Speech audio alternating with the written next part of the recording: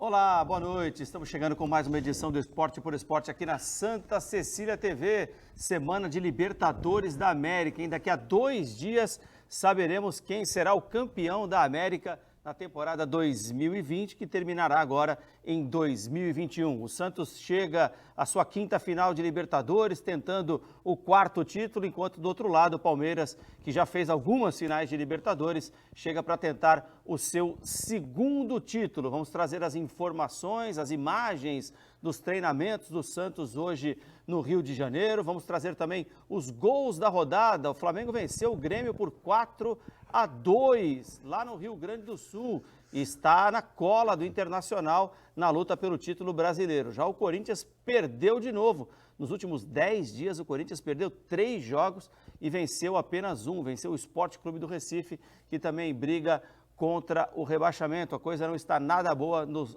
para os lados de Parque São Jorge. Hoje no programa teremos também algumas pautas especiais, principalmente por causa da Libertadores da América. Tem um vídeo do Pelé, não é isso, Wagner? Isso mesmo, Pelé mandou mensagem para o Peixe. Pelé mandou mensagem para o Santos Futebol Clube. E teremos também a participação do Marcelo Teixeira, ex-presidente do Conselho do Santos, ex-presidente do Santos Futebol Clube, já está aqui na nossa tela. Daqui a pouquinho vai falar um pouquinho sobre as experiências dele, né, como presidente, de chegar em finais de Libertadores, Campeonato Brasileiro, um presidente que conquistou muitos títulos, né, durante a sua passagem pelo Santos, e também as impressões dele dessa final e qualquer outra notícia que ele possa nos contar de bastidores que ainda não conhecemos. De repente a gente tira alguma coisa aí do Marcelo hoje.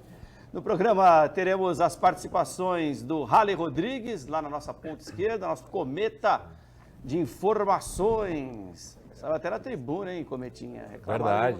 Reclamaram de você no Jornal Tribuna, hein? Falem bem ou falem mal, mas falem de mim. Na coluna do leitor, tá? Na coluna do leitor, não foi o jornal, não.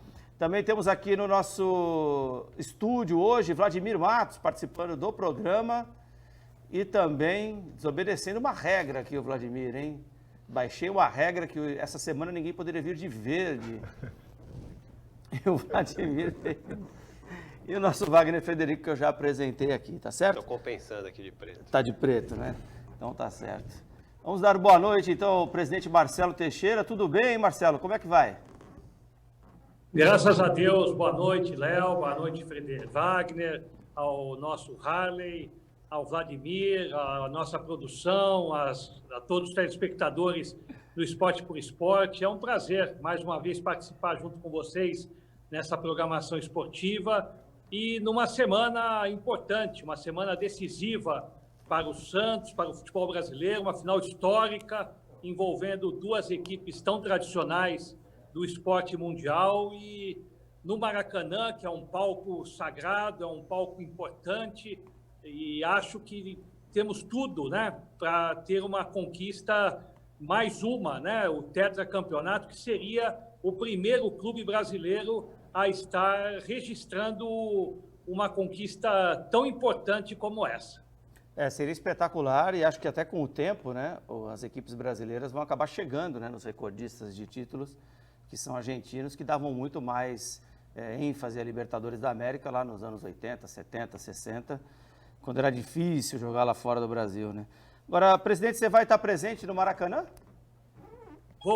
Vou estar, vamos estar lá presentes, o Marcelinho vai me acompanhar também e tomara que estejamos lá como pé quentes e, acima de tudo, assistindo uma grande partida.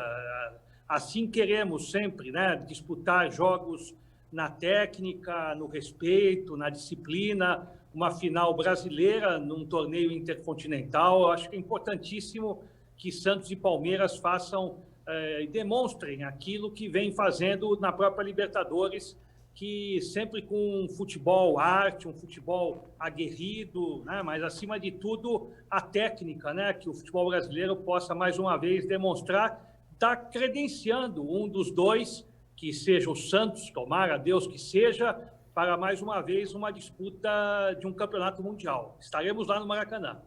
Ô Marcelo, agora é minha última pergunta, depois eu vou abrir para todo mundo perguntar também, mas como é que você que esteve dentro, né, dessa gestão, da gestão dessa Libertadores, como presidente do Conselho, Como é que se explica esses milagres que acontecem no Santos, né? O Ralli até tem sido muito criticado aqui, no meu entendimento, de forma errônea, né? Porque ele tem dito a verdade, né? Por tudo que fez fora de campo, o Santos não é que merecer é um termo estranho, né? Porque no futebol quem chega lá merece. Mas o Santos fez tudo errado para chegar numa final de Libertadores, né? Tudo que o planejamento correto mandaria você fazer, né? E chegou à final da Libertadores. Como é que explica isso? 3 presidentes, uma bagunça, salários atrasados, perda de jogador, transfer ban. O que acontece com o Santos que ele mesmo assim consegue chegar a uma final de Libertadores? É interessante essa pergunta, Léo, porque se você avaliar bem o esporte, você tem o lado técnico, o lado esportivo, óbvio, e o lado administrativo. O lado administrativo, como você comentou, nós temos tido problemas gravíssimos, né? Problemas extracampo que extrapolam aí aos limites normais de qualquer gestão. E, ao mesmo tempo, o Santos possui uma estrutura, que é uma estrutura desde a base, que por mais que você mexa em homens, em profissionais, você tem uma estrutura montada nesse novo milênio que faz com que essa máquina produza cada vez mais, talvez não com a mesma qualidade de safras, mas, ao mesmo tempo, você consiga ter uma mão de obra, uma matéria-prima fundamental para suprir tudo aquilo de errado, de ruim que possa acontecer fora das 4 linhas. Então, a cada momento que você recorre à base, que você tem condições de fazer com que esses atletas disputem competições e representem o clube, quer em torneios estaduais, nacionais ou internacionais, o Santos responde sempre com jogadores que representam bem, que são revelações, talentos oriundos da base. Eu acho que isso tem sido uma fórmula, um mecanismo que tem salvado não só a parte financeira, porque você vê que 2 anos atrás o Santos teve uma das maiores, se não a maior transação da história do futebol brasileiro. O que nós fizemos com esses investimentos, além de pagar alguns salários e colocar um pouco a casa em dia? Fizemos coberturas de dívidas. E isso tem sido uma recorrência, né? Tem sido uma constância nas gestões nos últimos 10 anos. Nós temos que mudar esse tipo de filosofia, ao invés de você pegar investimentos, recursos bons, e você estar tapando buracos, que são buracos muito fundos, alguns deles até sacos sem fundos, né? Porque tamanha é a irresponsabilidade e o tamanho também do déficit financeiro, você tem feito retrocessos ao invés de você progredir. Você, em vez de investir na estrutura, investir em melhores condições em todos os sentidos em áreas para o clube, você tem não equacionado dívidas, mas, ao mesmo tempo, tem aumentado essas dívidas. Então, isso é um gravíssimo problema. Mas, dentro de campo, quando você tem contratações como a do técnico técnico Cuca, com a sua comissão técnica, ao mesmo tempo algumas contratações pontuais, como o Soteldo, como o Marinho, como alguns jogadores que vieram e conseguiram, neste trabalho, dar uma liga, consequentemente, o resultado dentro de campo, ele é superior, e ele não só ele é superior aos problemas, mas ele também ultrapassa as situações que são inerentes à parte administrativa. Então, dá uma liga na equipe, o time começa a responder, ter resultados positivos, e aí, naturalmente, seja uma das revelações aí do campeonato, tanto do Campeonato Brasileiro, mas como principalmente da Libertadores. E a Libertadores, para essa temporada que tem sido, né, é uma Libertadores com uma final diferente, porque vocês lembram que nós tínhamos finais em mandos, né, tanto o mando do mandante, né, como do outro, né, da outra equipe. Diferente porque neste ano nós teremos uma única final, uma única partida. Então, todo cuidado, toda atenção deve ser feita para que o vencedor consiga, de fato... Travou? Pode continuar, presidente. o vencedor tenha realmente condições de fazer um grande jogo e, consequentemente, alcançar o título. Tá certo, Wagner. Presidente, é todo seu. Boa noite, presidente. Tudo bem? Graças a Deus, Wagner. Presidente, desde de 2010, o Santos teve 5 presidentes, né, contando com o Rolo, que esteve no cargo interinamente. E como o Léo bem frisou aqui, o Santos, principalmente nos últimos anos, né, teve seríssimos problemas administrativos, né? Nesses últimos 10 anos não investiu nada em estrutura, parou no tempo nesse sentido e vem contando com a sorte, né? Poderia o Santos ter dado um salto, assim, na minha opinião, avaliando aí o que aconteceu nos últimos 10 anos. O Santos teve Neymar nesses últimos 10 anos, teve Ganso. O Santos teve o Rodrigo, que foi a maior venda da história do clube recentemente. Então o Santos poderia aí ter aproveitado, se tivesse sido bem administrado, ter dado um salto enorme. Aí poderia ter mudado de patamar em termos de estrutura e administração no futebol brasileiro. Agora eu vejo, eu queria a opinião do senhor em relação a isso, que o Santos tem uma nova oportunidade, especialmente se vencer o jogo de sábado, né? Porque já se classifica para a próxima Libertadores, a premiação é muito boa e ganha aí um impulso para se fazer um trabalho, né? Atrair investidores, anunciantes, e tem agora uma nova diretoria. E eu queria, que me parece, né? Eu não conheço a fundo as pessoas, o presidente atual, Andrés Ruedas, eu não conheço a fundo, mas tenho boa impressão. Eu queria a sua análise sobre isso. O Santos tem agora uma nova chance, uma nova oportunidade de dar esse salto que poderia ter dado nos últimos 10 anos, presidente? Tenho razão, eu concordo com você, Wagner, e vou além. Vocês devem lembrar que houve aí um cenário há quase 10 anos atrás também, na Copa do Mundo de 2014, aqui no Brasil, e o Santos era um dos protagonistas. O Santos era um dos protagonistas naquele momento no futebol brasileiro. Tinha tudo para ter uma arena padrão FIFA, e ter um passo decisivo, né, com uma situação de independência e de construção na parte de gestão mesmo, né, de uma forma mais profissional, e não foi assim, né, não aproveitou os talentos através dos próprios recursos para reinvestir no clube, não aproveitou o momento na questão política de interferências para se beneficiar na sua própria estrutura, e retrocedeu, porque as negociações não foram feitas de acordo com os padrões naquele momento que nós poderíamos alcançar. Nós tivemos as melhores revelações, talvez, da história do futebol brasileiro, com exceção da década de 60 do Santos, mas o Neymar, sem dúvida alguma, nós tínhamos tudo para fazer uma das grandes negociações e uma independência financeira para, mais uma vez, reinvestir no nosso patrimônio.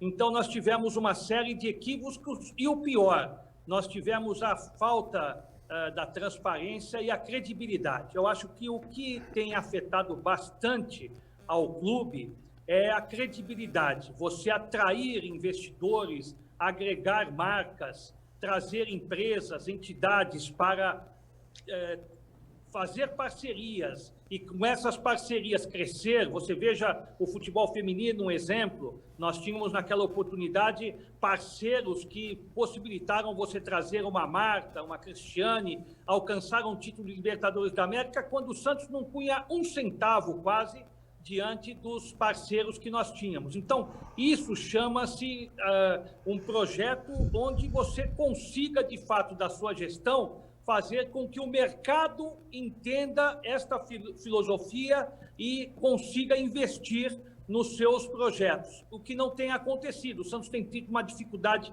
enorme, um trabalho de marketing também um tanto confuso. Nós tivemos aí anos sem um patrocínio master. É inadmissível, né, a um clube de futebol da grandeza do Santos, ainda mais num mercado tão competitivo, ficar 2, 3 anos sem um patrocínio master. E quando vai ao mercado fazer, faz pontuais, faz aqueles anúncios pontuais que prejudicam demais. Então, são metodologias, são mentalidades que têm dificultado demais o trabalho e não têm tido uma linha empresarial, uma visão, né, de negócios que fazem com que um clube como o Santos, vocês vejam agora, estávamos discutindo a questão de direitos de imagens internacionais, né? O Santos tem uma marca, continua tendo uma marca fortíssima, quer na geração Pelé, depois geração Robinho, Diego, agora mais recente, como você citou, Neymar e Paulo Henrique, mais recente Rodrigo, não como um time, uma equipe, mas alguns valores individualmente muito bons. Mas o Santos não aproveita, não tem aproveitado esses momentos, esses estágios, e infelizmente tem realmente tido seríssimos problemas administrativos. Acredito, você comentou, eu também confio demais, né, na atual gestão. Óbvio, o papel tudo aceita, né, em termos dos trabalhos, das propostas, mas temos que dar um crédito. Acredito que o próprio presidente Andrés Rueda vem, através de um trabalho da sua vida profissional, diferente, óbvio, de um clube de futebol, mas acredito que com o grupo, com a equipe que está montando, pelas propostas que tem, nós temos que dar um voto de confiança e, ao mesmo tempo, dar ao Conselho Deliberativo, que é algo diferente, né? Porque nós até então dispunhamos de uma experiência com conselheiros efetivos e os conselheiros elegíveis que eram eleitos.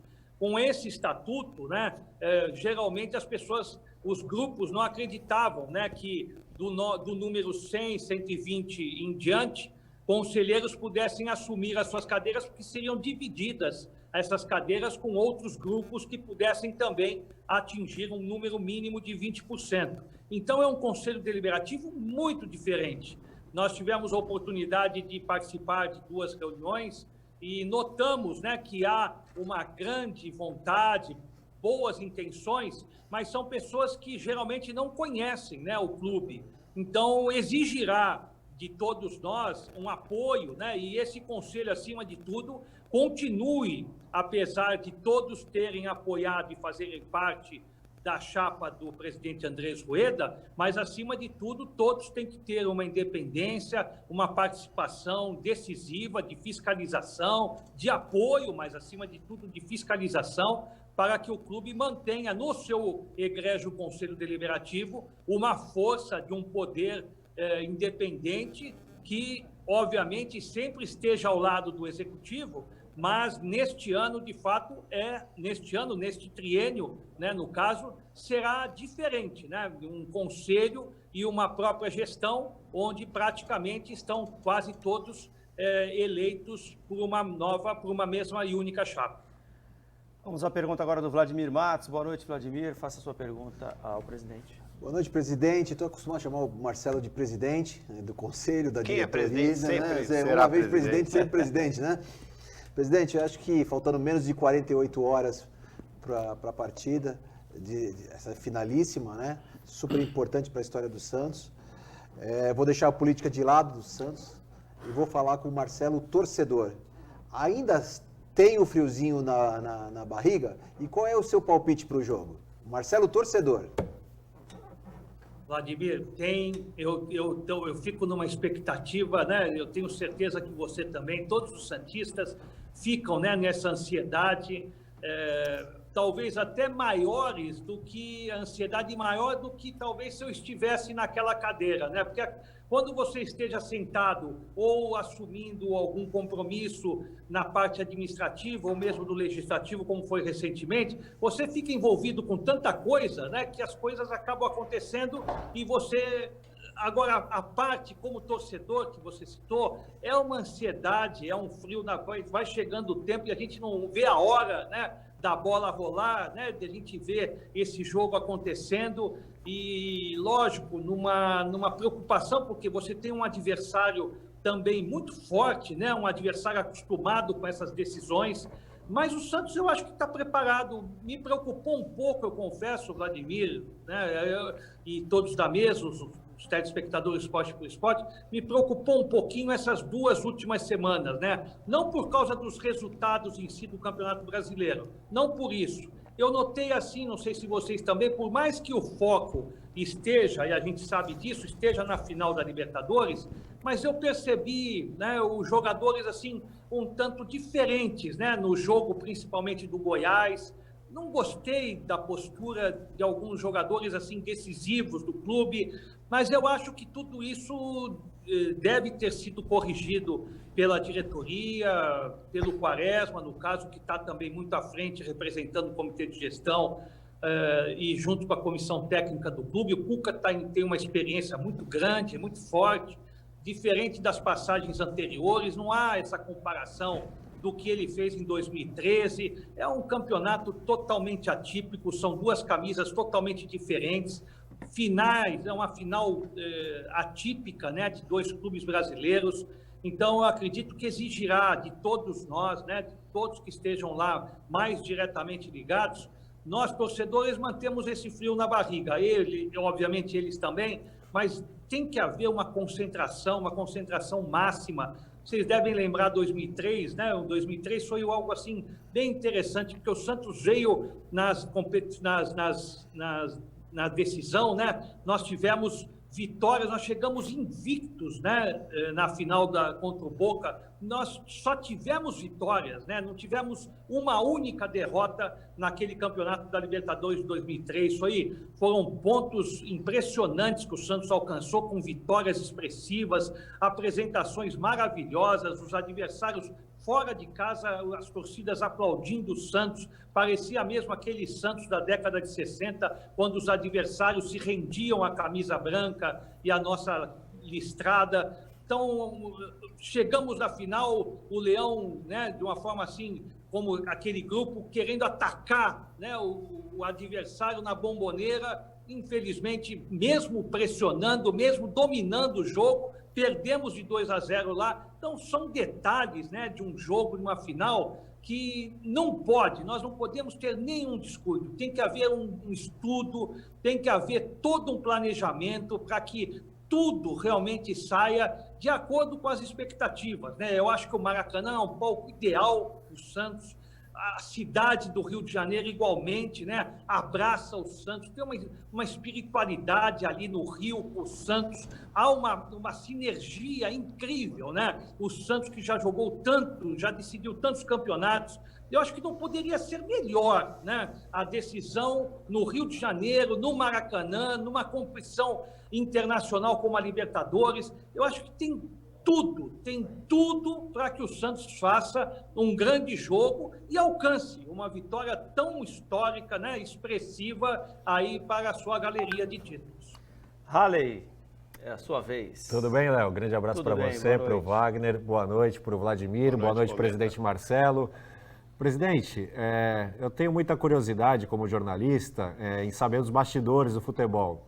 O senhor citou 2003, o senhor era presidente à época. Eu queria saber do senhor o que se passa às vésperas de uma decisão de Libertadores.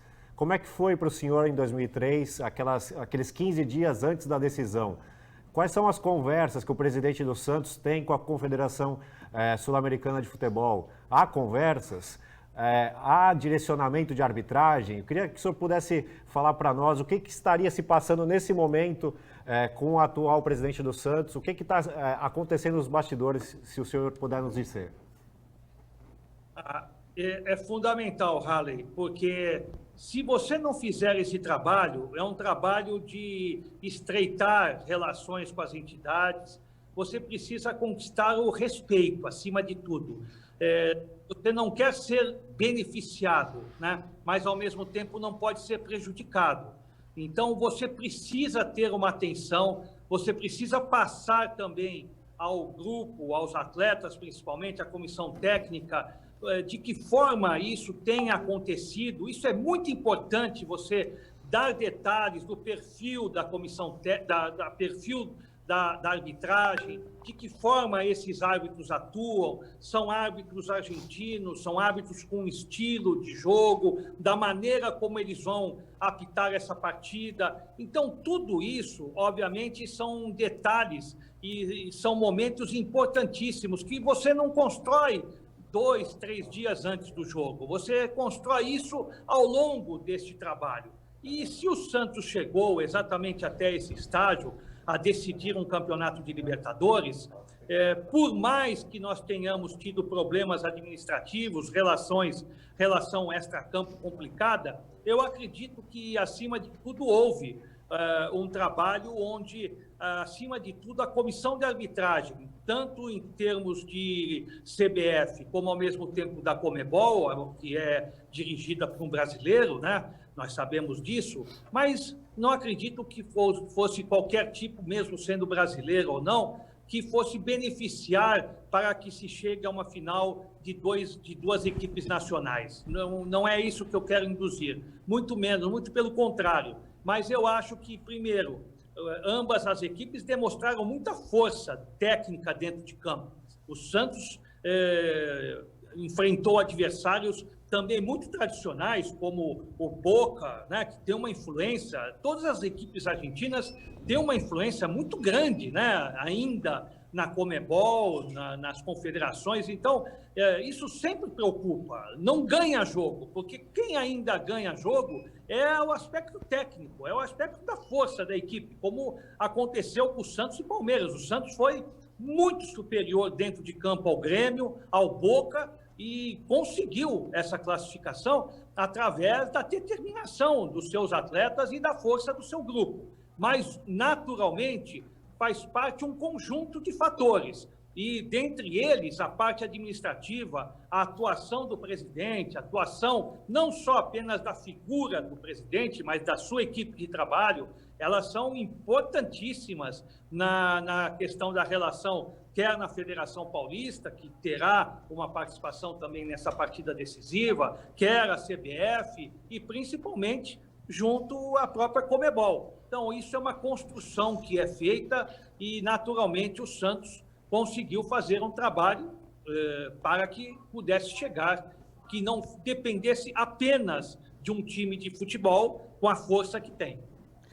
Ô, Felipe, o Marcelo vai ver, né, o vídeo que a gente vai colocar agora, não? Ele consegue ver lá? Consegue? Sim. Então coloca o vídeo aí que o Marcelo vai gostar desse vídeo. Vamos lá. Meus queridos amigos santistas de todo o Brasil, essa oportunidade que eu tenho de falar com vocês parece fácil, mas não é. Vocês, como são santistas, como eu sou santista, estou aqui tremendo, esperando que o Santos representa bem o nosso nome, o nosso time. E já imagina você que adora futebol, que gosta de futebol, estivesse no meu lugar. Eu queria estar lá dentro ajudando o Santos, mas tudo tem seu tempo, né?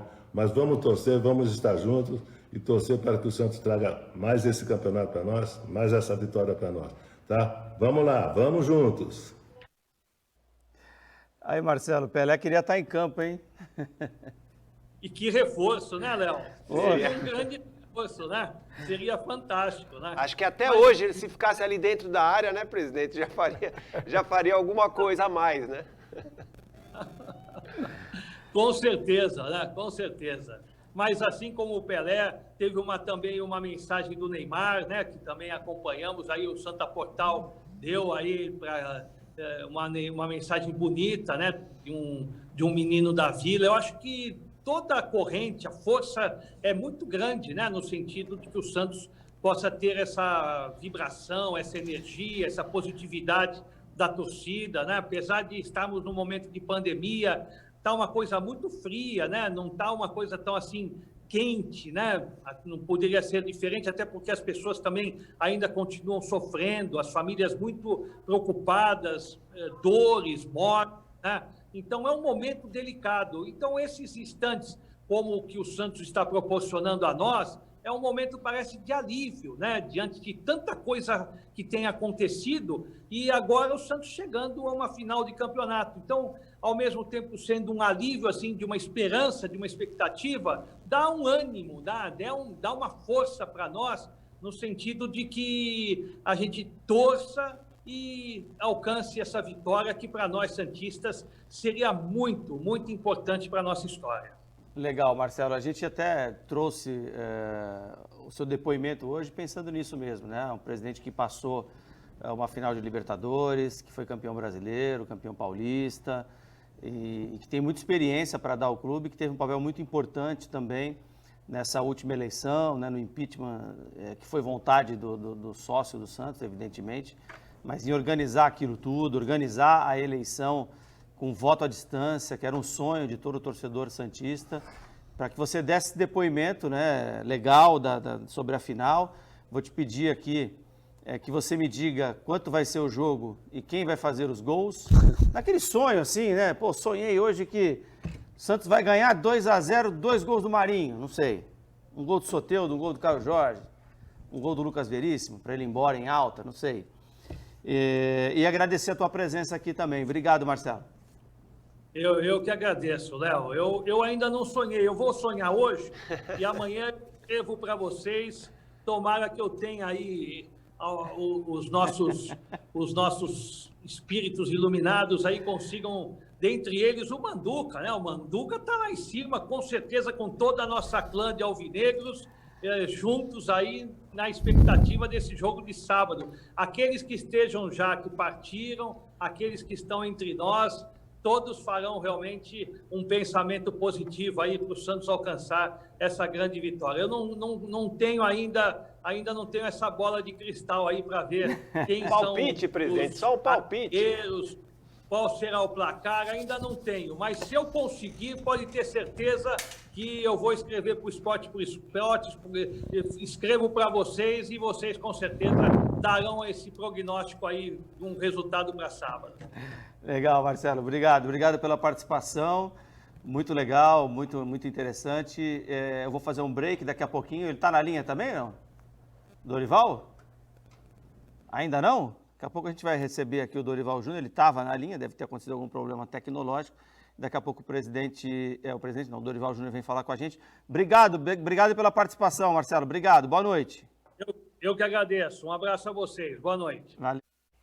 Estamos de volta com Esporte por Esporte aqui na Santa Cecília TV. Só mandando um abraço para a dona Nilza, né? Dona Nilza, lá do Toninho, rei do bolinho do bacalhau. Amanhã tem o escondidinho de carne seca e ela está esperando toda a torcida santista para fazer aquele almoço maravilhoso antes de se preparar para o sábado de final de Libertadores da América. Também temos o Bar do Toninho 1, lá na Epitácio Pessoa, 241, e o Bar do Toninho 2, onde você tem um almoço maravilhoso, escondidinho de carne seca amanhã, na Senador Feijó 664, na Encruzilhada. O Tino manda um abraço aqui para o Wagner Frederico e para o Vladimir Matos, né? O Tino gosta muito do Vladimir. Grande abraço ao Tino. Vamos ver se o Vladimir vai lá amanhã comer um escondidinho de carne seca, né? Quem sabe? Pois é.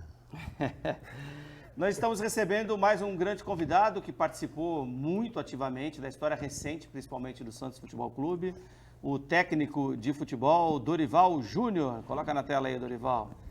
Dorival que tem a sua história ligada ao Santos, né, por ter sido campeão da Copa do Brasil em 2010, de ter montado o time campeão da Libertadores em 2011, né, de ter participado da montagem, né, um futebol sempre a gente tem que pensar em longo prazo, não é só o técnico que chega, que ganha, né, mas todo um processo que vem desde a chegada do Dorival em 2010, do aproveitamento de jogadores como Wesley, como André, como jogadores que ele pediu, né, para participarem do elenco e que chegaram naquele time, ele vai falar daqui a pouquinho sobre isso, e que culminou naqueles anos muito legais do Santos Futebol Clube. Depois, na segunda passagem, ainda com uma final de Copa do Brasil contra o Palmeiras.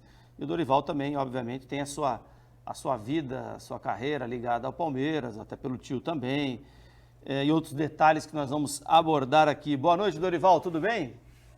Boa noite, é um grande prazer, uma satisfação, um momento aí importante, né, da história do Santos e também do Palmeiras, uma decisão nacional. Eu acho que isso é um fato muito importante para uma competição, a mais importante das competições sul-americanas, e na expectativa aí que tenhamos um grande jogo, se Deus quiser. Dorival, a gente não combinou nada, né, pré-entrevista, então eu te deixo à vontade se quiser responder ou não, mas né, você teve um problema de saúde, então antes a gente até de falar de futebol, tá tudo ok, tá zerado, deu tudo certo, Dorival? Graças a Deus, tá tudo ok, conseguimos apanhar logo no início, a operação foi muito bem sucedida, O importante é que fique aí a dica, né, que nós, às vezes, queremos distância, né, da área médica, mas nós precisamos estar um pouco mais atentos, né?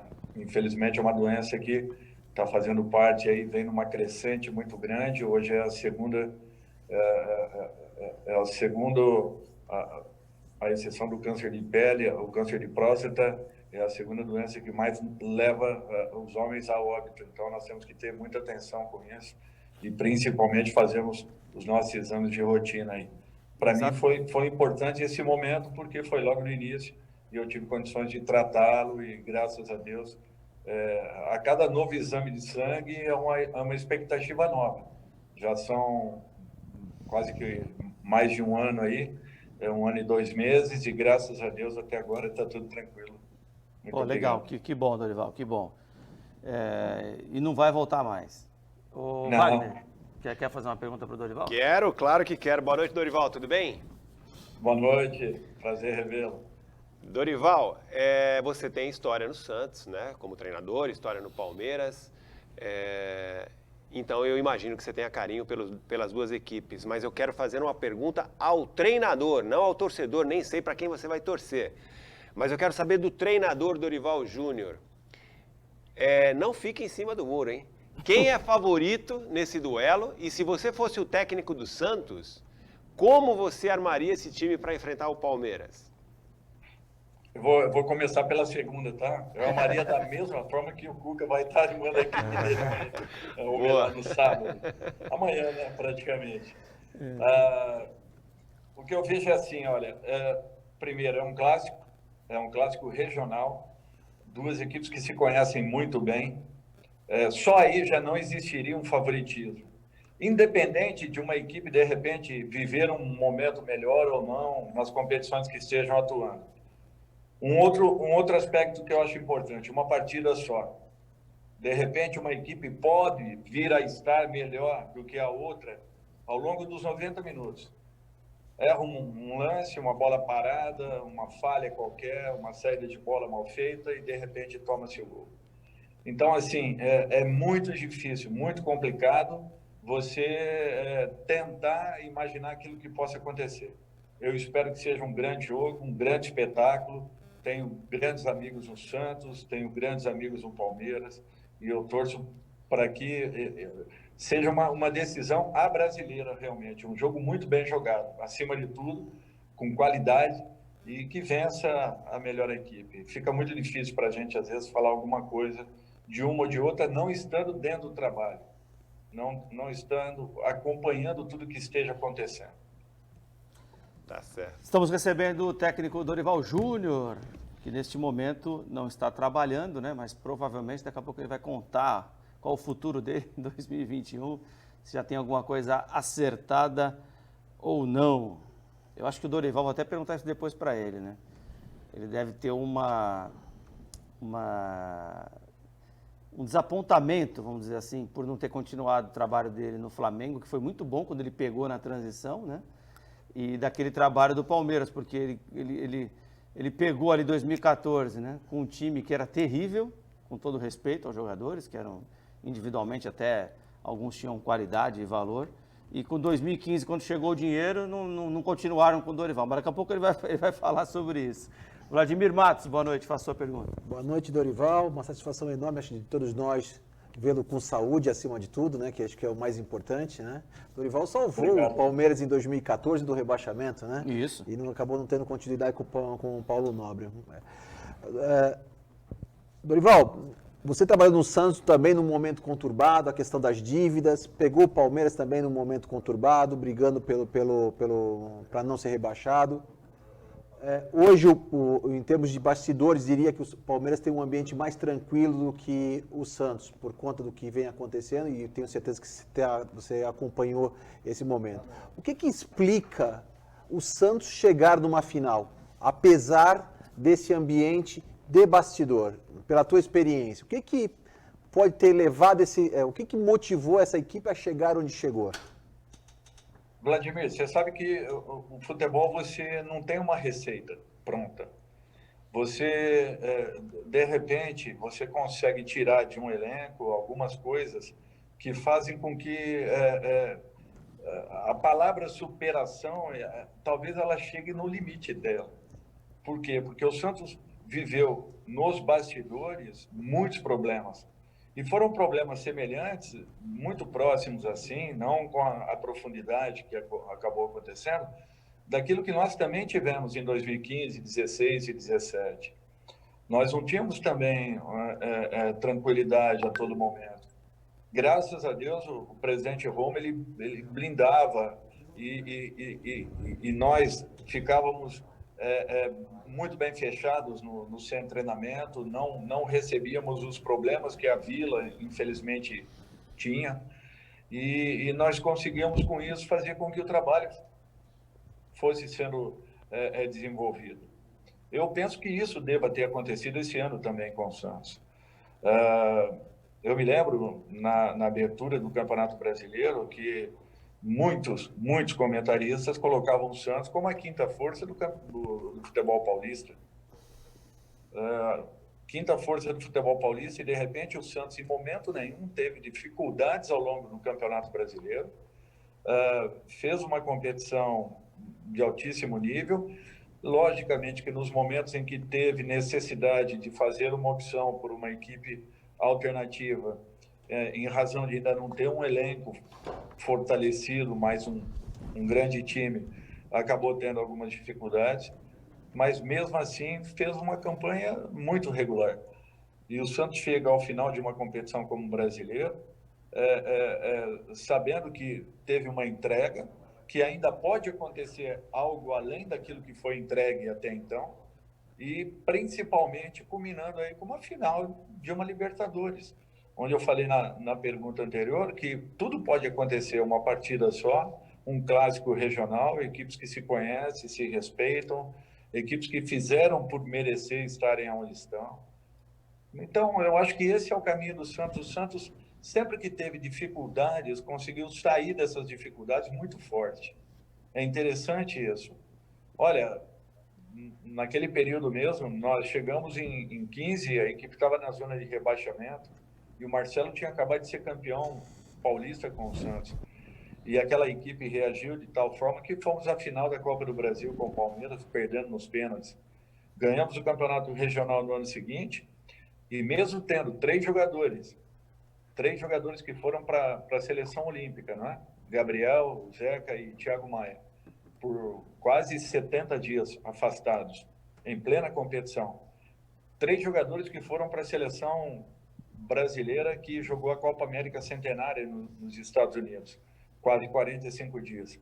E em julho nós perdemos o Gustavo Henrique e o Luiz Felipe com lesões de joelho. E mesmo assim o Santos foi vice-campeão brasileiro aquele ano, sem investimento nenhum. Então eu fico muito feliz, porque nos 2 momentos que eu tive à frente do Santos, as únicas contratações que nós fizemos foi o Bruno Henrique, na realidade, quando nós perdemos o Gabriel e fomos atrás do Bruno Henrique, e trouxemos alguns jogadores que eram desconhecidos e que acabaram dando certo na equipe do Santos. Assim também foi em 2010. Poucas contratações, Durval, por exemplo, a troca do Arouca com o São Paulo, o aproveitamento do Wesley e do André, a afirmação do Neymar e do Paulo. Depois fomos buscar o Danilo, que ninguém conhecia no América, e também fomos buscar me falha a memória. Quem? Veio o Marquinhos, veio o Zé Eduardo. O Alexandro. Sim. O Alexandro. O Alexandro, que não era titular do Atlético Paranaense. E o Santos investiu muito pouco em todas as contratações. O Marquinhos, o Zé Love não era titular da equipe do CRB. Então, assim, eu acho que o Santos se reinventa sempre. Tudo é questão de confiança, de trabalho, de dedicação. O Cuca já conhecia o dia a dia do clube. Eu acho que isso é um fato muito importante. E eu acho que houve uma interação muito rápida. Eu me lembro que o jogo que iniciou a recuperação do Santos foi justamente contra o Atlético do Paraná, que eu ainda estava dirigindo, não pude vir a esse jogo de Santos, foi bem no momento em que foi constatado o Covid, e o Santos começou uma recuperação justamente nessa partida. Então, vamos aguardar, porque eu não tenho dúvidas que teremos aí um grande jogo, um jogo de altíssimo nível. Valeu. Dorival, boa noite, um prazer voltar aqui a te fazer uma pergunta. Eu participei de diversas coletivas suas enquanto você era técnico do Santos, é uma alegria poder estar aqui novamente contigo. Dorival, na mente do torcedor santista, aquela Copa do Brasil de 2015, o Santos foi prejudicado naquela mudança de datas. O Santos vivia um bom momento, a Copa do Brasil lá foi postergada e posteriormente o Palmeiras veio a ser campeão. Queria ouvir de ti agora, passados 6 anos, né, uma análise sua sobre aquele momento. Aquele adiamento foi fundamental para a vitória do Palmeiras ou nada interferiu? Não, foi fundamental. Foi fundamental e não teria acontecido aquele resultado que aconteceu. Foi uma pena, eu respeito todas as posições que foram tomadas, não participei da decisão. Teria sido muito contra a essa possibilidade se viesse a ser consultado naquele momento. A equipe vinha numa crescente, vinha muito forte, vinha muito bem. Demos tempo para o Palmeiras se preparar, para o Palmeiras recuperar jogadores, para o Palmeiras desenhar tudo aquilo que foi desenhado aquela noite, a nossa chegada ao Parque Antártica, com muitos problemas, a polícia tendo que nos escoltar, enfim, foi uma preparação para uma decisão, foi uma guerra que nós enfrentamos. E não era esse o ambiente que nós tínhamos se a partida fosse realizada na semana seguinte, até porque o Palmeiras sabia que o Santos era superior naquele momento. Eu respeito o resultado que aconteceu, mas eu não tenho dúvidas que teria sido diferente. Aquele resultado, infelizmente, nos tirou a possibilidade da conquista de uma segunda Copa do Brasil. Ô Dorival, eu estava presente naquela final de 2015 e já estive presente em finais de Libertadores, 2011, 2012, o Corinthians, o Santos. A impressão que eu tive que naquele dia, né, você participou de muito mais finais, clássicos e jogos decisivos do que eu, com certeza, dentro do estádio, mas aquele dia a torcida do Palmeiras fez uma coisa incrível também, né? A gente não conseguia ouvir, nem se ouvir nos fones da rádio, de tão barulho que estava aquele dia no estádio, né? Foi um negócio diferente, né? Muito diferente. Desde aquela situação da nossa chegada, praticamente uma guerra para entrarmos no campo. Depois nós chegamos no lado oposto do estádio até chegarmos aos vestiários, né? Uma série de provocações, enfim. É verdade que colocaram caixas de som no caminho? Enquanto vocês andavam lá por baixo, tinham caixas de som no caminho com o hino do Palmeiras, é verdade isso? Também. O hino tocando, inclusive, dentro do nosso vestiário. Mas, assim, o principal não foram esses detalhes últimos, mas aquilo que aconteceu ao longo daquele mês, as provocações que aconteceram, a forma como foi desestabilizado o ambiente da partida, e o Palmeiras soube aproveitar aquela condição, aquela situação, enfim. Foram felizes, mas não teria acontecido se tivéssemos a partida na semana seguinte. Isso eu garanto a vocês. E o jogo teria uma outra história, uma outra condição, uma outra situação, porque o Santos estava muito bem preparado naquela ocasião. Wagner? Dorival, espero que você não fique em cima do muro nessa, hein? Você só faz pergunta difícil também? Não, ele está de fora, ele pode falar agora. Dorival, queria que você dissesse quais são, na sua opinião, de forma resumida, ou como você quiser, o ponto forte de cada equipe, ponto forte do Santos, ponto forte do Palmeiras, e qual estilo de jogo te agrada mais, de um e de outro? Olha, eu gosto do desenvolvimento das duas equipes. O Palmeiras... Gente, Pode deixar o cachorrinho. Pode deixar ele aí, não tem problema, deixa ele participar. É que ela acabou entrando aqui no quarto. Fica à vontade. Tá aí o Dorival Júnior, né? Vai colocar a cachorrinha um pouquinho lá na sala. Senão ela não vai parar aqui, ela não vai ficar quieta. As duas equipes, elas me agradam muito na forma de jogar. Eu acho que o Santos, quando evolui com troca de passes, com movimentações, saindo daquela condição de um jogo mais posicional que tinha no ano anterior, principalmente com uma mobilidade maior, tanto de Marinho quanto de Soteldo, e principalmente a flutuação desse garoto centroavante, que ele se mexe muito bem, ele é inteligente, ele sai em momentos importantes. Ele me lembra muito o André fazendo pivô naquela equipe de 2010, né? Quando o André saía no momento certo, ele também tem essa condição. O Palmeiras, quando encaixa a velocidade da equipe deles, também é uma situação muito interessante. Mas tem uma marcação agressiva. Eu acho que esse é um aspecto que o Santos tem que tomar cuidado. Tem uma marcação alta quando quer fazê-la.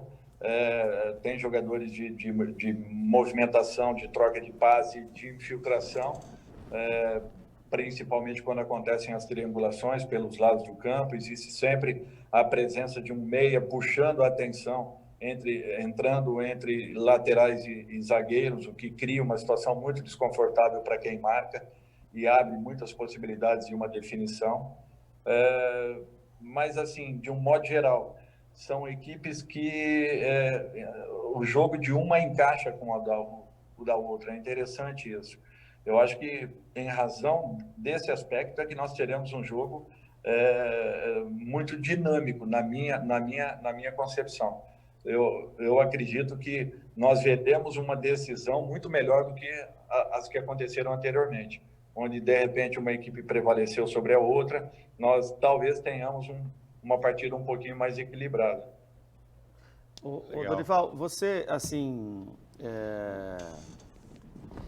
você imagina que o Palmeiras, por ele ter um banco de reservas melhor, porque eu acho assim, meio que a gente entra num acordo aqui que os dois times são muito bons, né? Se você pegar o 11 de cada um, mas que o Santos ele tem mais dificuldades no banco de reservas no sentido de, preciso mudar a partida. Aí o Palmeiras tem mais jogadores e o Santos tem menos jogadores. Não que eles sejam piores, mas ainda não estão prontos, talvez, né? Sejam jogadores mais para o futuro. O Palmeiras pode ter no banco de reservas Lucas Lima, Gustavo Scarpa, Gabriel Veron, dependendo da escalação. Pode ter William, Bigode no banco de reservas. São jogadores que são diferenciados, né, que podem ajudar a modificar. E nós vamos ter 5 alterações durante o jogo. Você acha que, em razão disso, o Cuca vai tentar sair para matar um jogo, como ele tem feito no início, com uma pressão, uma marcação mais agressiva na frente, para tentar fazer o gol logo? Porque, de repente, se o jogo se alongar, o Palmeiras pode ter mais qualidade no segundo tempo ou na prorrogação? Olha, eu acho que, com relação às opções, são claras. É um fato natural. O Santos tem garotos promissores, garotos que ainda podem evoluir muito, e o Palmeiras tem alguns jogadores já consagrados, ao contrário, também lançando jovens valores em um momento interessante das competições. E isso muito em razão do trabalho deixado aí, sim, pelo Vanderlei, que arriscou com muitos jogadores, coisa que o Santos faz muito bem, sempre fez. Então, em razão disso e desse detalhe que você falou, o Palmeiras, em determinados momentos, também tem uma marcação alta. O Santos também tem isso. Ou melhor, você citou o Santos, eu havia citado o Palmeiras. O Santos também tem essa marcação alta. O Santos também é agressivo no combate. O Santos tem combinações por dentro, o que para mim é uma situação que desequilibra qualquer tipo de marcação, quando você tem não só as combinações de trocas de passes, mas principalmente as infiltrações dos meias. Mais ou menos aquele gol do Pituca na partida com o Boca. Ele só fez o gol porque ele infiltrou, porque ele estava dentro da área. E são essas movimentações que fazem com que as jogadas sejam finalizadas com mais homens presentes na área adversária. E isso o Palmeiras apresenta, e isso o Santos apresenta também, muito bom. muito bem. Então, o que eu vejo é que são jogos assim que, tanto de Palmeiras quanto de Santos, que se encaixam muito com similaridades. Naturalmente, o Palmeiras tendo uma vantagem teórica em relação ao seu banco, porém, se resume a uma partida. E você sabe muito bem que você, se conseguir sair na frente e defender um resultado em 90 minutos, é muito diferente de você ter que defender um resultado em 180. Por isso que talvez você possa minimizar essa vantagem, ou teórica vantagem que o Palmeiras possui, ou real vantagem em relação ao seu elenco. Legal, esse é o Dorival Júnior, conhece muito de futebol. A gente está recebendo muita mensagem aqui, viu, Dorival? Torcedor do Santos. A gente sabe como é que funciona o futebol, né? Quando a coisa está feia, xinga o treinador, vaia, mas o pessoal tem muito carinho por você, viu? Por exemplo, aqui o Levi da Praia Grande fala que é um dos melhores técnicos do Santos na década passada. Dorival, melhor técnico e time da Copa do Brasil, ele lembra aqui da Copa do Brasil de 2010. Eu tenho aqui uma série de e-mails, Dorival, do pessoal santista aqui, te agradecendo muito por toda a passagem que você teve, né? Tivemos alguns e-mails aqui também do presidente Marcelo Teixeira, né, falando sobre ele, que deu entrevista para nós agora há pouquinho aqui. Mas eu vou hoje mais na entrevista, tá, gente? De amanhã eu leio essas participações de vocês aqui, que fazem o programa sempre conosco, mas eu quero aproveitar aí esses últimos minutos que temos de Dorival Júnior para falar de futebol, né? Você vê como o Dorival fala fácil de futebol, né, Vladimir? É fácil. Dorival, deixa eu te fazer uma pergunta, agora sobre treinador de futebol. Abel Braga assumiu o Internacional, desclassificado na Libertadores, caiu na Copa Brasil. Fernando Diniz liderou o campeonato durante várias rodadas, muito elogiado. De repente, São Paulo começa a descer a ladeira. O Rogério Ceni no Flamengo estava bem no Fortaleza, assumiu o lugar do Jesus do espanhol no Flamengo, muito criticado. Renato Gaúcho, que era quase uma unanimidade aqui no Brasil para ser o futuro treinador da seleção brasileira. O futebol mudou. O que está acontecendo? Hoje é mais difícil ser treinador de futebol, Dorival. O que mudou no futebol para que haja essa gangorra nos clubes hoje com treinadores de renomes? Olha, Vladimir, o que eu vejo é assim, nós nunca podemos desmerecer o trabalho daqueles que já deixaram uma história em nossos clubes. E o que eu percebo, principalmente depois do que aconteceu em 2014, é que tudo foi jogado nas costas dos treinadores brasileiros. Porque estavam atrasados. Nós sempre tivemos, ou melhor, nós nunca tivemos um nível de exigência para que um treinador ele fosse qualificado dentro do nosso país. Nunca aconteceu isso. Desculpem, mais uma vez aqui. Como é que é o nome dela, Dorival? É Mel. Mel. É Mel. É que ela subiu para ela dormir, ela adora ir aqui, né? A Mel quer participar também. Eu tô na área dela. Eu tive que abrir a porta ali para ela. E assim, o que eu vejo é que nunca foi exigida uma qualificação do treinador brasileiro. Tanto é que, quando eu iniciei jogando futebol, eu me preocupava já com a minha parada, alguns anos lá na frente, e o que era necessário era ser preparador físico ou professor de educação física. E foi com isso que eu me formei. Eu comecei a entender futebol porque eu era interessado. Eu jogava numa função central do campo, onde eu tinha uma visão privilegiada do que acontecia. E eu procurava entender o que era movimentos, o que eram trocas de posição, movimentações, postura de corpo, recebendo bola, dominando para bater, dominando para você reter a bola. Sempre procurei trabalhar muito correções posturais daquilo que eu apresentava, que eu via, mas eu nunca tive uma escola nesse sentido. Se você me falar assim, olha, taticamente, durante os 20 anos que eu joguei, eu tive uns 4 ou 5 treinadores que me davam trabalhos táticos. E, coincidentemente, 2 ou 3 deles nunca foram atletas. Um deles, o seu Diado Lameiro, que conhecia muito a parte tática, era treinador de basquete. Olha só, para vocês verem. E, de repente, nós começamos a colocar nas costas do treinador brasileiro uma responsabilidade por tudo que vinha acontecendo no futebol brasileiro. E não é assim. É que todos os segmentos que fazem futebol nunca se preocuparam numa formação, numa correção, numa melhoria. Nós nunca nos preocupamos com isso. O jogador brasileiro, ele nunca teve uma ótima formação. A formação do atleta brasileiro foi na rua, foi na praia, foram nos campinhos, foram nas várzeas. Você tinha um brinquedo na sua vida, era uma bola.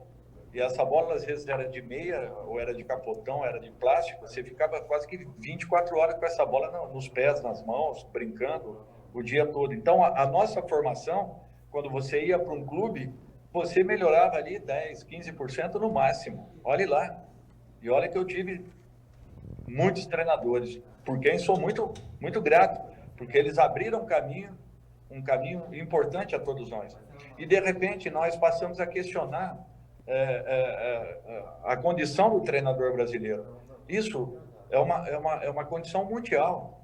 Poucos começaram a estudar futebol, como o alemão, como o português, que tem uma escola há mais de 30 anos trabalhando o futebol.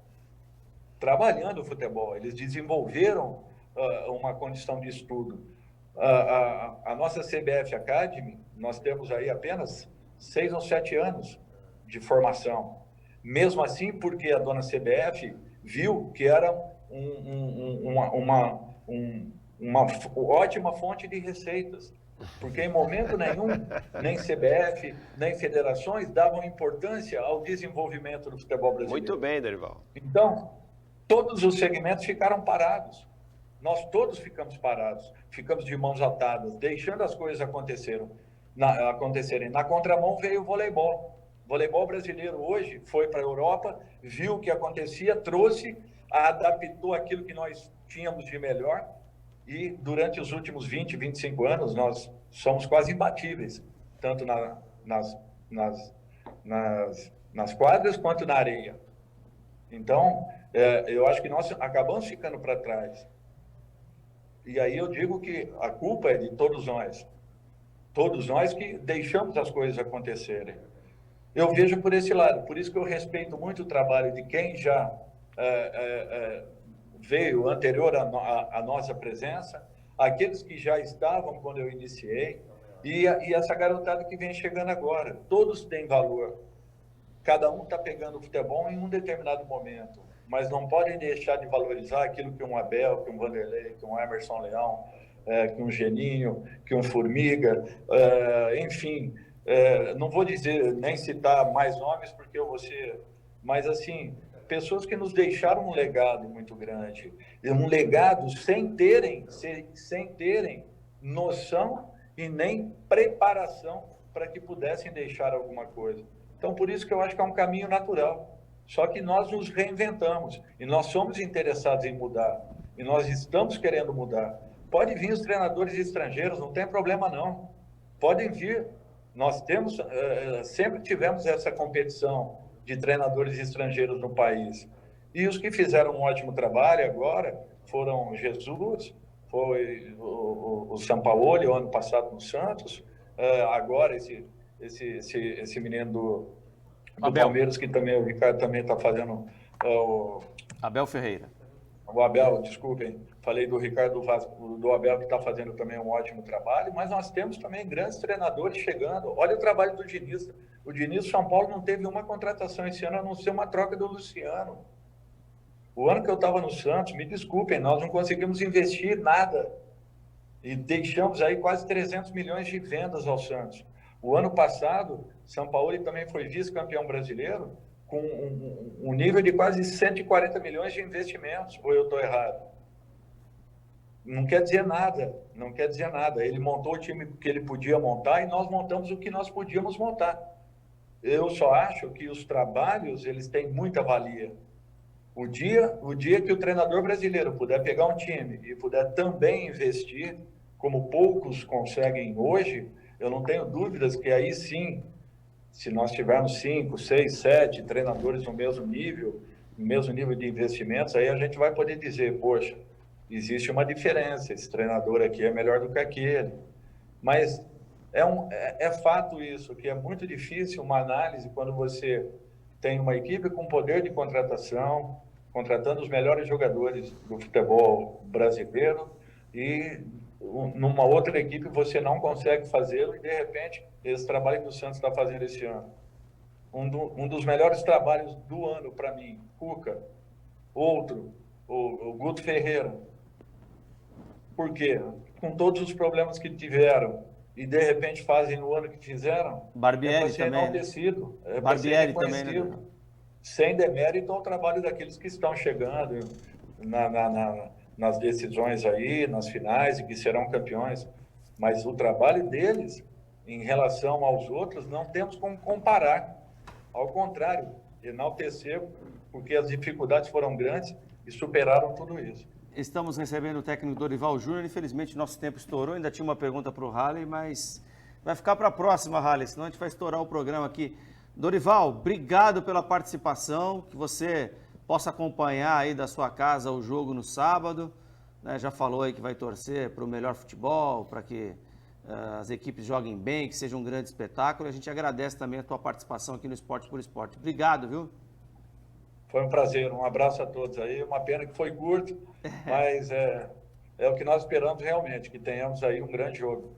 E eu não tenho dúvidas que Santos e Palmeiras nos proporcionarão um espetáculo maravilhoso. Valeu, Dorival. Obrigado. Dorival volta numa próxima aqui para falar mais conosco de futebol também. Vamos fazer uma live com o Dorival, né? Exatamente. Para falar sobre várias coisas com ele. Parabéns ao Dorival pela coragem, né, de criticar a CBF. Tem muito treinador aí que tem a mesma opinião e se esconde. Bom, voltamos com o Esporte por Esporte aqui na Santa Cecília TV e vamos a uma análise feita pelo Anderson Oliveira, nosso analista de desempenho, que trabalha aqui conosco e que fez uma preparação aí para a gente analisar o jogo que mais aterrorizaria, né, ou que mais deixaria o torcedor do Santos com medo, que é o jogo Palmeiras 3, River Plate 0. O Palmeiras não pode repetir essa atuação, obviamente, no sábado, porque seria um problema para o Santos. Então, o Anderson Oliveira vai trazer aqui para a gente uma análise bem legal daquele jogo entre Palmeiras e River Plate. Vamos lá. Fala galera, mais uma vez estamos aqui para dar continuidade à série de análise tática envolvendo os adversários do Santos na Copa Libertadores. E como já estamos em clima de final, hoje mostraremos como a equipe do Palmeiras construiu a sua classificação nos 2 jogos diante do River Plate. Bom, então vamos começar mostrando como a equipe do Palmeiras se organizou sem bola. Então aqui já vemos uma linha de 5 no 1-5-4-1. Em alguns instantes, variando por 1-5-3-2. E é importante ressaltar que eu incluí o 1 na caracterização do sistema, porque o Everton é um goleiro que tem um passe bom, tanto longo quanto curto, então ele tem uma grande importância para o funcionamento da equipe do Palmeiras em diversas fases do jogo.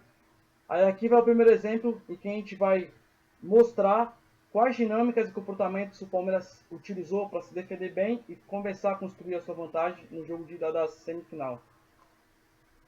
Então, logo de início, a gente consegue notar uma situação de 2-1 no corredor central, uma situação que deve ser evitada, inferioridade numérica para a equipe do Palmeiras.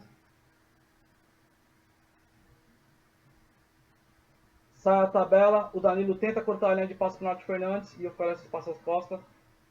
Aqui começa a transição defensiva do Palmeiras, transição ofensiva do River. O River de imediato troca a bola de corredor, troca ela de lado. Aí aqui o comportamento aparece forte. O Palmeiras, notem como o Palmeiras ele consegue se compactar bem na sua transição e consegue gerar uma situação de superioridade numérica, né? Então você tem 6 jogadores do Palmeiras contra 4 do River Plate. 6-4. Aí mais uma vez a dinâmica aparecendo forte. Notem como o Gabriel Menino está próximo do Marcos Rocha, e como essa linha está estruturada, o Marcos Rocha tem a liberdade de poder subir pressão no Matias Soares, enquanto o Gabriel Menino já está próximo, ele lê bem a regra de ação e consegue realizar a cobertura. A linha do Palmeiras defendeu bem a profundidade, defendeu bem o espaço às suas costas. Agora vamos para a comprovação no padrão. Então, River em uma organização ofensiva, enquanto o Palmeiras se compacta em organização defensiva. Aqui já vemos a linha de 5 do Palmeiras bem estruturada. Notem que o Palmeiras consegue defender bem o corredor central. Nesse instante ele consegue defender bem os seus entrelinhas momentaneamente. Nenhum jogador do River ocupa esse espaço.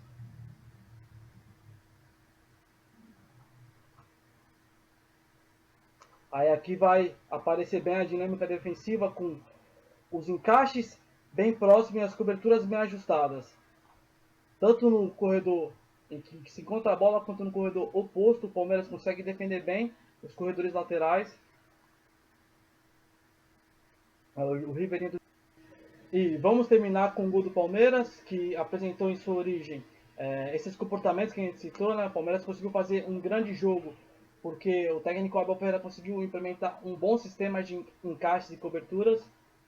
Então, o River com bola, segurando a bola pela de corredor, e aqui tem uma dinâmica legal. Nota que sai uma triangulação, então o menino dá como opção na base da jogada, aí você tem o Patrick de Paula por dentro e o Rony por fora. Nota que o menino ele dá o passe e faz o movimento de atacar o espaço por dentro, né? Aí sai a triangulação.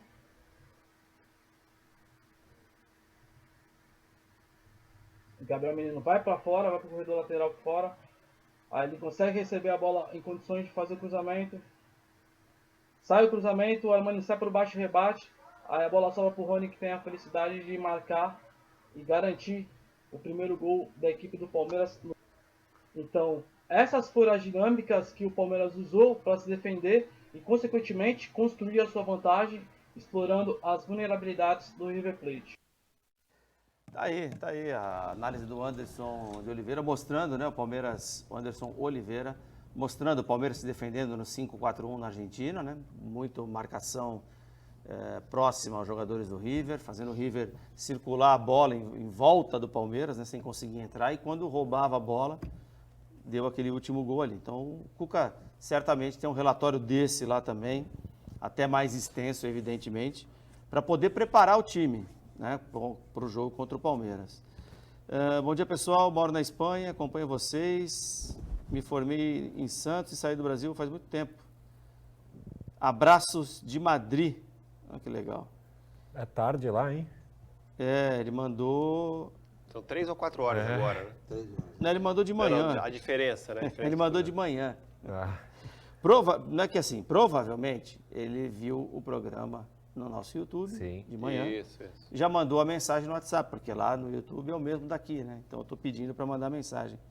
Legal, cara, legal. Que você veja então amanhã de manhã em Madrid, que nós te mandamos um abraço. Só que na próxima vez manda um nome para mim, né? Como é que eu vou te mandar um abraço? Mandar um abraço para a Madrid inteira, então. E vamos pro break, daqui a pouquinho a gente volta. Estamos de volta com o Esporte por Esporte aqui na Santa Cecília TV. Eu tenho um vídeo legal para mostrar. Deixa eu pegar ele aqui. Lembrando que a BlueMed, né, tem o plano de saúde mais promissor do Brasil. E que o Wagner Frederico não escalaria o Sandri na final. Quem disse isso? Tá aqui. Achei o vídeo. Vou passar para vocês aí, tá bom? É o Cadu. O Cadu recebeu uma bola do Esporte por Esporte. Põe o vídeo aí. Coloca aí. Tio Volney, eu sou filho do Dr. Carlos. O meu nome é Carlos Cadu. Eu tô aqui para agradecer a bola do Esporte por Esporte. Vai, Santos! Aí, que legal, Cadu, hein? Pô, tem a idade do meu filho, pô. Vou trazer ele para jogar bola lá comigo. Comigo não, né? Com meu filho. Porque eu sou meio animal para jogar bola, não posso. Um abraço, então, para o pessoal lá da Célula Mater, também para o Carlos, que veio aqui essa semana, né? Falar do Santos Futebol Clube, falar das impressões dele da final também. Estamos recebendo alguns notáveis aqui do Santos Futebol Clube. Hoje tivemos Marcelo Teixeira, o Dorival Júnior, o Carlos, que é CEO da Célula Matre, veio aqui também durante essa semana. Uma programação especial dentro do que a gente pode fazer num mundo com pandemia, né? Desta final, da cobertura desta final entre Santos e Palmeiras. Queria falar alguma coisa? Manda um abraço pro Zé lá do Restaurante Veneza, que está assistindo a grande gente. Zé Luiz, Churrascaria Veneza. E lembrar que a churrascaria está funcionando, né, com horário restrito até as 20 da noite, mas quem entrar, né, quem fizer pedido até as 20 da noite, pode estender um pouquinho o horário de permanência lá na churrascaria até as 10 horas. Tudo seguindo os protocolos, né, determinados pela Secretaria de Saúde. Léo, oi. Se você me permite dar umas informações sobre o Santos. Permito depois do intervalo, pode ser? Beleza, tranquilo. Tá, para fechar esse aqui, põe só o Ohana Banana aí para mim, por favor. Preciso agradecer o pessoal do Ohana Banana, ó, o ganhador do sorteio do Ohana Banana, ó lá, ele escreveu melhor torta de banana da minha vida, @esporte por esporte e @ohanabanana.br. Nosso o Mauro Nagarreiro, parceiro nosso do programa, o Ohana Banana. Fala nesse bloco então, vai, Halley, que aí eu derrubo o Corinthians. Não, rapidinho, o Santos que treinou ontem no CT do Fluminense fez hoje um novo treinamento tático, a equipe do Cuca também fez ali aquele tradicional bobinho, o Cuca se divertindo com os atletas, dando carrinho, inclusive. O clima parece estar muito legal ali pelo lado do Santos Futebol Clube. Amanhã, às 17 horas, o Santos faz o popular reconhecimento de campo lá no Maracanã. E a perspectiva é para que sábado, no horário da partida, nós tenhamos 37 graus e a tendência é que tenhamos também parada técnica, Léo. Legal, legal. Boas informações, Halley. Um abraço aqui para Helenilda do Guarujá. Vai, Santos, 3-1, eu confio. Voltamos já com o Esporte por Esporte. Estamos de volta com o Esporte por Esporte. O Luiz da Aparecida, ele fala que o Santos vai jogar no 3-5-2. Você acredita nisso, Wagner? Nenhuma chance. Acho que o Cuca não vai fazer nenhuma mudança drástica. Acho que ele vai mandar a campo o que ele tem de melhor e os times que iniciaram o jogo contra Boca e Grêmio.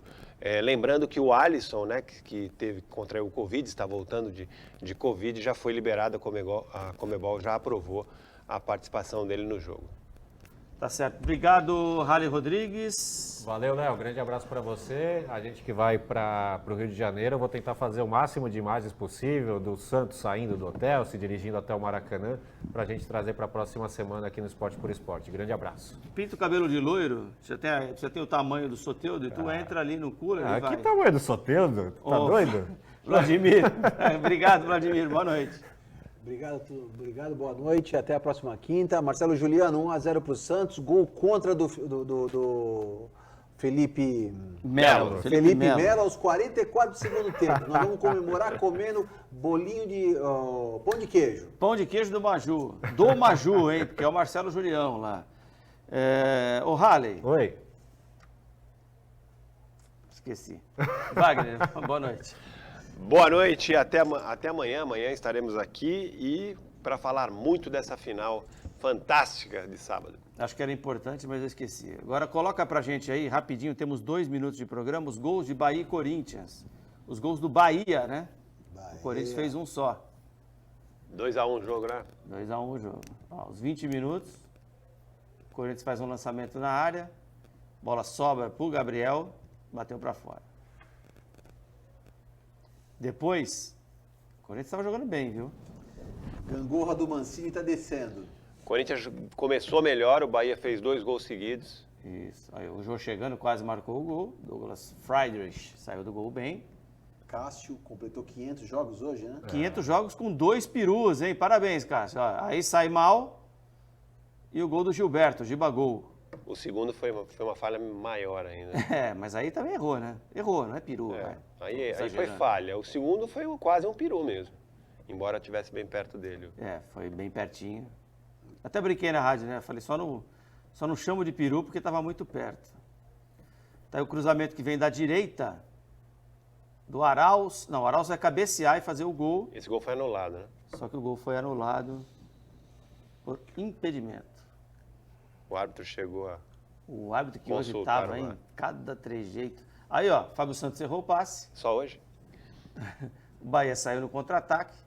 o Índio Ramírez, Juan Pablo Ramírez, Driblou todo mundo. Aí a bola passa embaixo do Cássio. 23 anos, 4º gol dele no Campeonato Brasileiro, pertence ao Atlético Nacional. Mas se bate na canela do Cássio, era uma grande defesa. Nossa, mas ali... Eu não sei, ele estava muito... Não, né? muito A gente fez essa ressalva aqui, mas assim, mas passou a imagem, por baixo, né? Olha a defesa feia. que ele fez agora. Essa aí foi no pé dele. Olha aí. Vida de goleiro não é fácil, não. Aí chegando o Corinthians, ó. E o Hernando. Faltou uma letra aí no nome dele.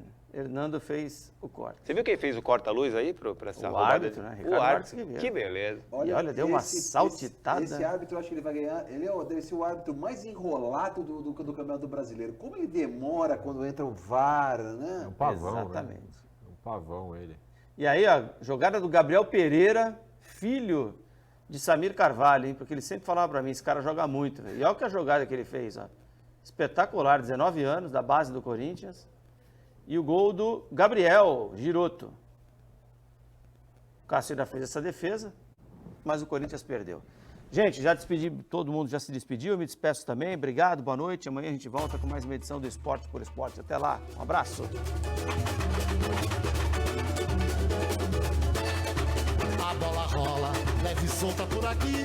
Oh, olha, nesse time só tem fera.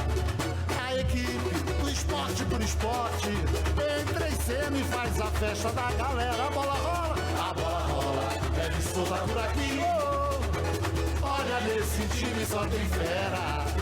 A equipe do Esporte por Esporte entra em cena e faz a festa da galera.